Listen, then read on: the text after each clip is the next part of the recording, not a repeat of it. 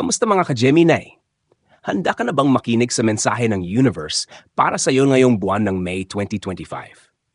Para sa videong ito, kayo naman ang may kakayahang mamili ng isang card upang malaman ang inyong monthly guidance mula sa universe tungkol sa aspeto ng iyong love life, kalusugan at kaperahan. Sama-sama nating hanapin ang bukas na inilaan sa iyo. Para sa inyong kalinawan, mga mahal na viewers, ang mga barahang gagamitin upang iyong pagpilian ay maingat na ginawa at napili sa totoong buhay. Kaya naman nasa inyong kamay na lamang ang magiging sagot sa inyong monthly forecast sa pamamagitan ng pagpili ng isang baraha. Bago ka pumili ng baraha, huminga ka muna ng malahliim. I-relax ang iyong isipan at damdamin. I-focus ang atensyon mo sa tanong, intensyon o bagay na gusto mong malinawan. Paalala lamang, hindi panghuhula ang tarot. Isa itong hakbang ng universe upang mas makilala mo ang iyong sarili at ang landas na tinatahak mo. Bago iyan, maglaan muna tayo ng maiksing panalangin bago ka pumili ng iyong baraha. Universe, gabayan mo kami sa pagpili ng baraha ngayon. Ipaabot mo sana ang tamang mensahe ang kailangan naming marinig sa oras na ito. Buksan ang aming mga puso at isip para sa liwanag, clarity at good vibes. Salamat sa guidance at positive energy. Amen. Para sa iyong love life reading, sa harap mo ay may tatlong baraha. Baraha 1, baraha 2, at baraha 3. Piliin mo ang barahang pinakamalakas pumukaw ng iyong atensyon at gamit ang iyong intuisyon. Ang tamang mensahe ay palaging makakarating sa tamang oras.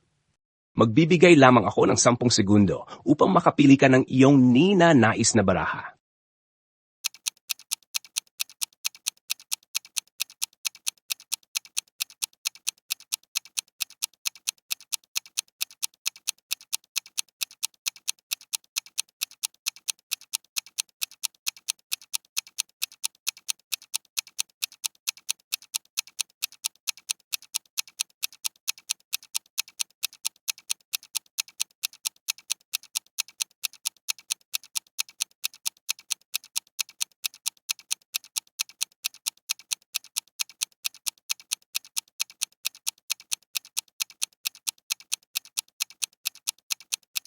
Mula sa puntong ito, ay marahil nakapili ka na ng iyong kapalaran ngayong buwan.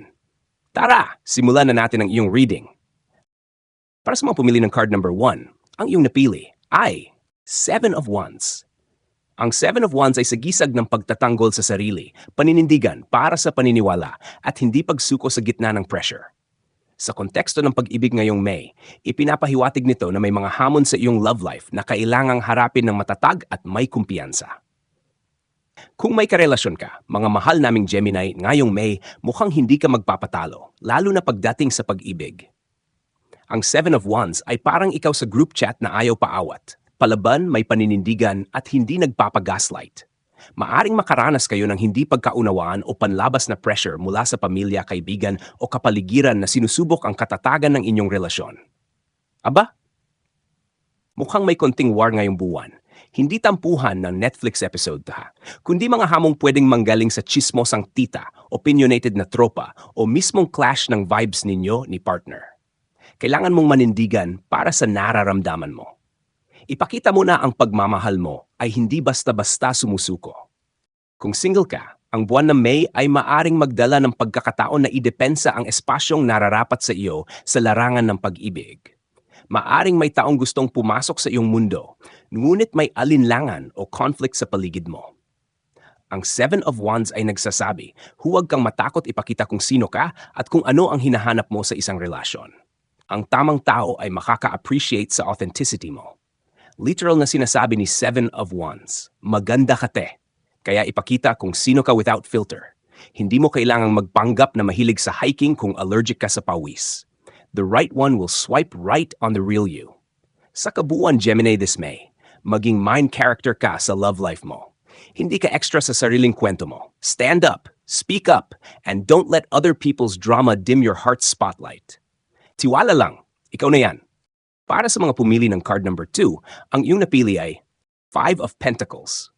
Para sa Gemini ngayong buwan ng May 2025, ang 5 of Pentacles bilang love tarot card ay nagbibigay ng deep at emosyonal na mensahe tungkol sa paghihirap, kawalan at emosyonal na distansya sa larangan ng pag-ibig. Para sa may karelasyon, maaring may pinagdadaanan kayo ng partner mo. Emotional o financial crisis na nagiging dahilan ng awkward silences o malamig na vibe sa relasyon. Isa sa inyo ang feeling na parang hindi pinapansin o kaya'y parang hindi naririnig ang sinasabi. Pero hey, ang Five of Pentacles ay hindi game over. Isa itong reminder na may isa't isa pa kayo. Kailangan lang ng konting recharge sa suporta at pag-unawa. Parang cellphone lang? Medyo drained lang, pero pwede pang mag-full charge. Para sa single na Gemini, maaring nararamdaman mong parang lagi kang nauwi sa wala pagdating sa pag-ibig. Maaring may sugat ka pang dinadala mula sa nakaraan na nakaapekto sa iyong self-worth. Sa kabuuan, Gemini, ang tunay na pagmamahal ay hindi lang nasa sweet moments, kundi most of the times nasa mga madilim na episodes. Huwag matakot magpakita ng kahinaan. Ang vulnerability ay daan sa tunay na koneksyon. Iwasan ang pag-iisip na kailangan mong harapin lahat ng solo. Buksan ang puso sa taong handang makinig. Maglaan ng oras para sa self-care, lalo na kung stressed ka na sa pagbibigay ng sobra. Para sa mga pumili ng card number 3, ang iyong napili ay King of Wands. Ang King of Wands ay isang strong na sagisag ng kumpiyansa, inspirasyon at pagiging leader, lalo na sa aspeto ng emosyon at relasyon. Ipinapakita nito na ngayong buwan, ikaw ay nasa isang posisyon ng lakas when it comes sa iyong love life. Aba, Gemini, this May the universe is basically handing you the King of Wands card and saying, ikaw na! Go lead the love parade. Maaring ikaw o ang iyong partner ang kumikilos bilang leader sa relasyon ngayon.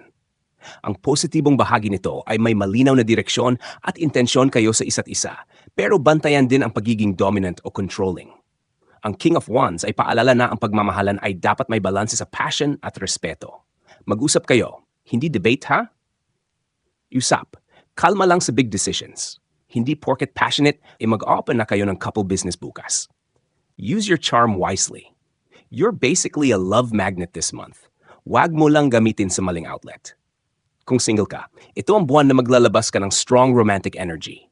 Maaring may makilala kang taong assertive, charismatic o may leadership qualities, o baka ikaw ang maging ganito sa paningin ng iba.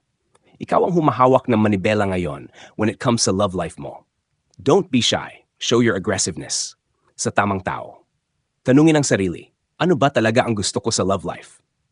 Sagutin mo, wag mo'y Google. Ang King of Wands ay nagsasabing, ikaw ang bida sa love story mo ngayong May, Gemini. Huwag kang matakot i-express ang sarili, maging passionate and fight for your love. Basta may respeto, open na komunikasyon at balanse sa bawat hakbang. Tumungo naman tayo sa iyong health reading ngayong buwan.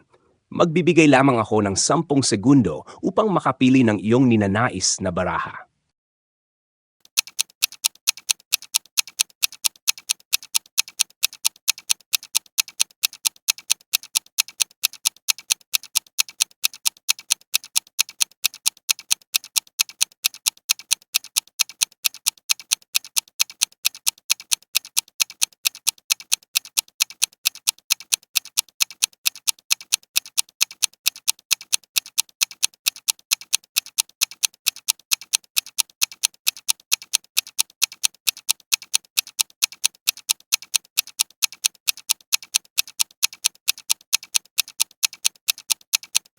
Mula sa puntong ito, ay marahil nakapili ka na ng iyong kapalaran ngayong buwan.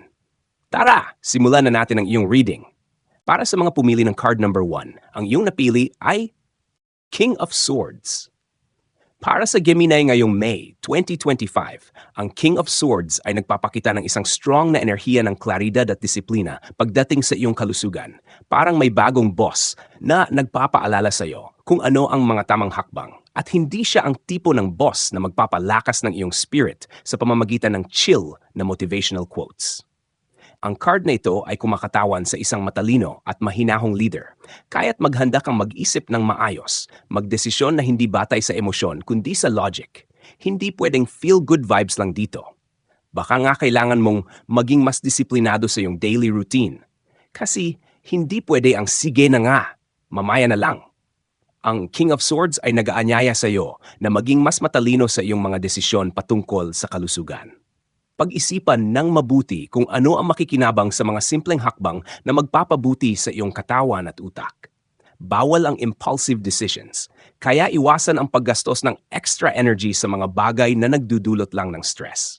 Sa kabuuan, Gemini, mahalaga ang pangako mo sa sarili na maglaan ng oras para alagaan ang iyong kalusugan.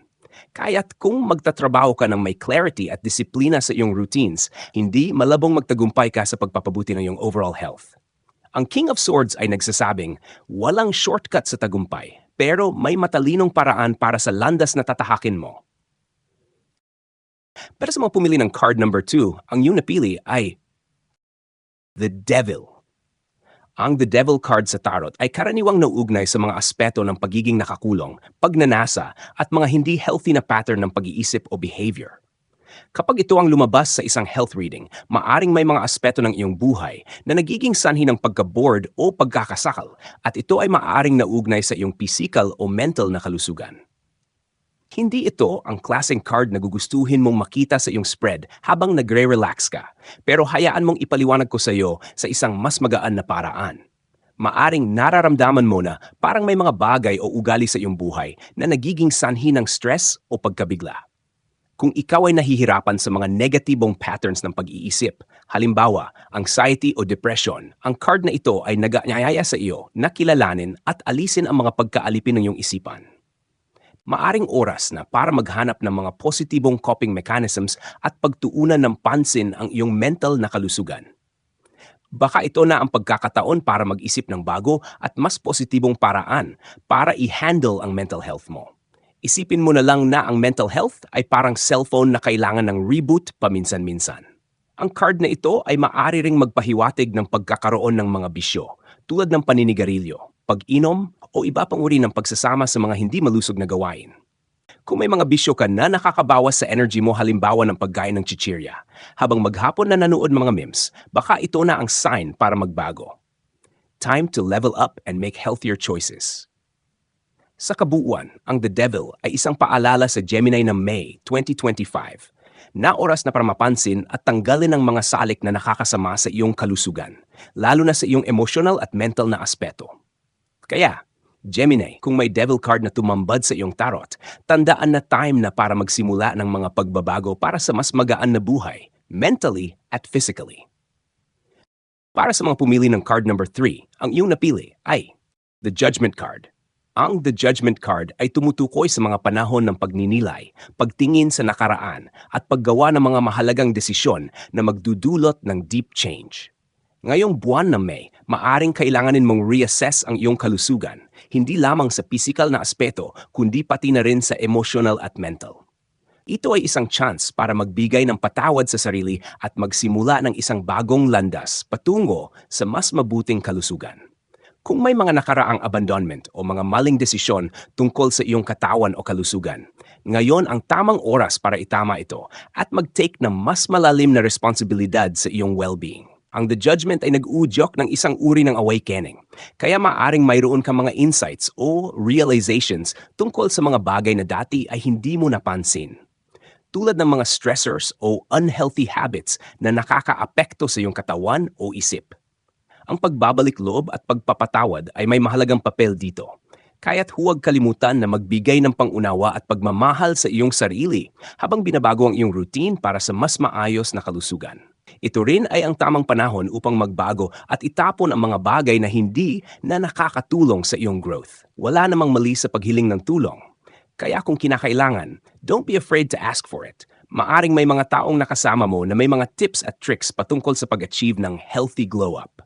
Sumikat ang liwanag ng pagbabago, Gemini. Go get that wellness upgrade. At ang pinakahuling reading mo para sa videong ito ay ang iyong money reading. Magbibigay lamang ako ng 10 segundo upang makapili ka ng iyong ninanais na baraha.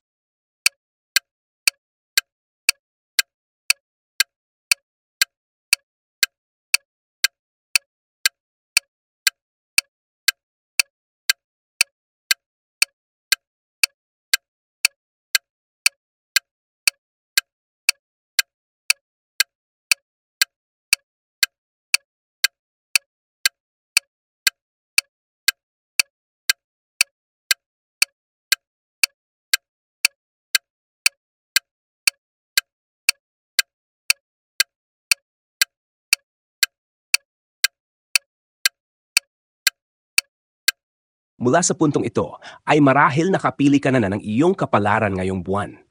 Tara, simulan na natin ang iyong reading. Para sa mga pumili ng card number 1, ang iyong napili ay Eight of Pentacles. Para sa Gemini ngayong May 2025, ang Eight of Pentacles ay nagsasabing walang shortcut sa tagumpay, friend. Ang card na ito ay nagpapakita ng panahon ng masusing pagsasanay at dedikasyon. Kaya kung gusto mong magtulungan tayo at mag-full force ang iyong wallet at skills, ayusin mo na yan. Kita mo yan? Yung tao sa card, busy siya sa pagpapaganda ng craft niya. Ganyan ka rin, Gemini.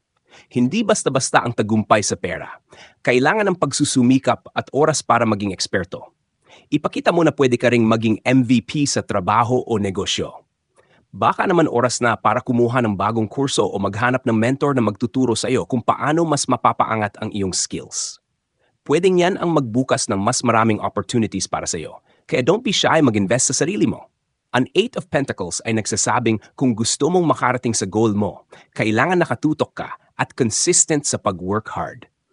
Huwag kang mawala ng focus, parang paglalaan ng oras para magpahinga. Hindi mo basta-basta iiwan yung commitment mo, di ba?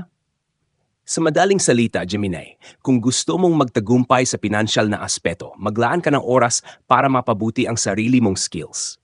Hindi ito magic, pero kung magtutok ka at magtulungan ng disiplina at dedication, magkakaroon ka ng mas malaking oportunidad at tagumpay sa buwan ng May. Para sa mga pumili ng card number 2, ang iyong napili ay Six of Cups.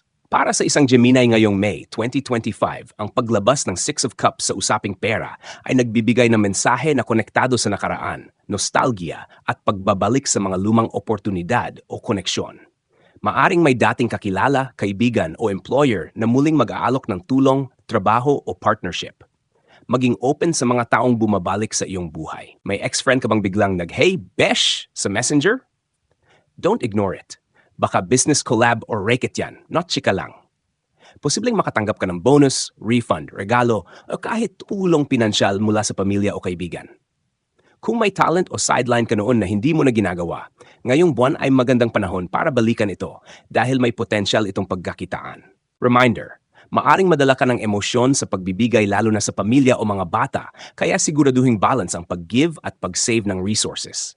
We get it. Generous ka. Pero kung ang wallet mo ay mas madalas sumisigaw ng tulong kaysa sa'yo, time to give with limits. Especially kung may batang cute na gustong bilhan ng PS5. Hindi mo sila anak. Balikan ang mga dating ideya o proyektong hindi natuloy. Ngayon ay maaaring tamang panahon na para ito'y isa katuparan.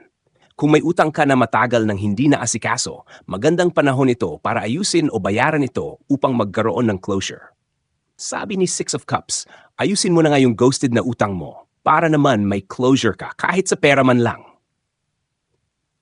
Sa kabuuan, Gemini, ngayong May 2025, ang Six of Cups ay nagsasabi na ang kasaganaan ngayong May ay maaring manggaling sa mga lumang koneksyon, alaala at nakaraang oportunidad. Sa tamang mindset, maari itong magbunga ng bagong simula sa aspeto ng pananalapi. Para sa mga pumili ng card number 3, ang iyong napili ay The Empress. Para sa mga Gemini ngayong May 2025, ang mensahe ng card na The Empress ay parang isang malaking hug mula sa universe sa iyong pinansyal na buhay. Ang The Empress ay nagsasaad ng kasaganan, fertility hindi lang sa mga halaman, kundi pati na rin sa iyong wallet at pagiging mapagbigay. Kung may pagkataon kang mag-attract ng yaman, ito na yon. Pero hindi yan mangyayari ng basta-basta. Kailangan mong mag-plant, mag-alaga at maghintay na magbunga. Kung nagsisimula ka ng negosyo o proyekto, ito na ang panahon na mag-invest ng oras at resources. Kasi ang The Empress ay nagpapaalala na ang mga itinanim mong ideya ay tiyak na magiging punong-puno ng bunga. Yup, that's money. Hindi lang tungkol sa pag-iipon, minsan ang pagiging generous din ay may balik. Kung may pagkakataon kang magbigay ng oras o kaalaman sa iba, baka ito pa ang mag-open ng mga pintuan para sa mas maganda mong financial future. Yup, good karma it is. Kung may pinaghirapan ka sa nakaraan para mapabuti ang iyong finances, maghanda. Dahil this month, baka simula na ng harvest season. Ang mga na-invest mong effort sa iyong financial na buhay ay magsisimulang magbunga. Ready ka na bang magkwento ng success story mo? Sa kabuuan, Gemini, huwag kalimutan ang mga natutunan mo mula sa nakaraan at patuloy na alagaan ang iyong financial na sitwasyon. Maging masinop at patient. Kasi hindi lahat ng magagandang bagay ay mabilis dumating. Pero sure na darating ito kung mapapanatili mo ng may malasakit. Ayan na nga, Gemini, ang iyong tarot reading para sa buwan ng May 2025. Sana'y nakatulong ito upang bigyan ka ng gabay at inspirasyon sa mga darating na araw. Tandaan, ikaw pa rin ang may hawak ng iyong kapalaran. Gamitin mo ang mga mensaheng ito bilang ilaw sa iyong landas. Kung nakaresonate sa iyo ang reading na ito, huwag kalimutang i-like, i-share, mag-subscribe at i-click ang notification bell para sa mga susunod pang readings. Muli, ito ang Renz Soul Tarot Channel. Maraming salamat sa panonood at magkita-kita tayo muli sa susunod na buwan. Ingat ka palagi!